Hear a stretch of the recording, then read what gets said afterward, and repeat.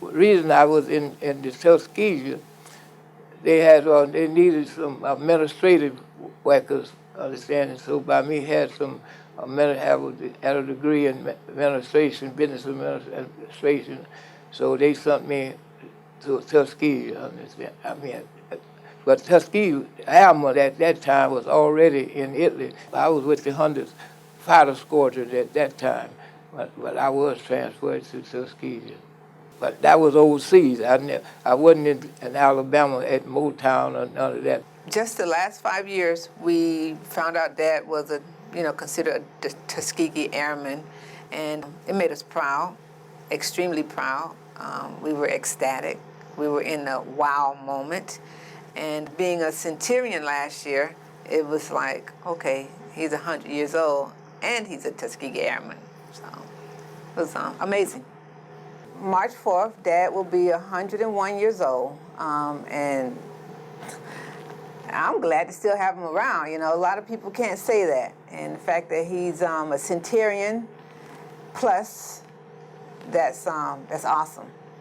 And we've got a couple things planned for him, and that's just good. That makes me see what I have to look forward to, longevity. So at 101, he still walks to church. He's still very independent. He lives by himself. He cooks. I'll bring him, food over, but he's very much independent. Well, I appreciate what the VA have been doing for me. As I first stated, they have always treated me royal, treated me nice, because if you give kindness, you receive kindness. And so I give kindness, and so I receive kindness, understand? And so I have nothing but praise for the VA. Well, I've known Mr. Rogers for probably about 20 years, and it's been a pleasure to meet him. He's a gentleman always when he comes in. He's got a strong faith in God. We've talked about his experiences during the war and in the service, and I just admire everything that he has done. The work that they do for Dad, the service that they do for him, I can see that.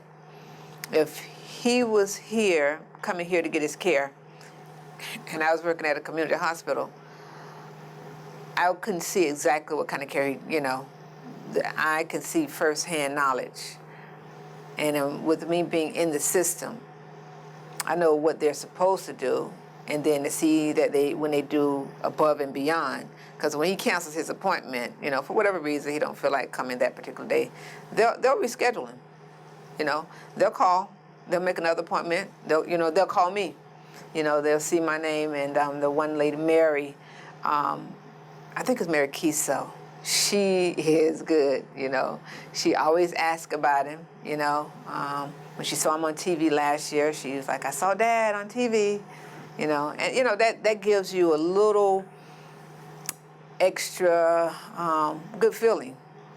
You can feel it in your heart that they care. That's just a good thing. When you can see the sincerity of other people, it makes you feel good. When they're taking care of your loved one and you can see that, it makes you feel good. And that's what it's all about at the end of the day.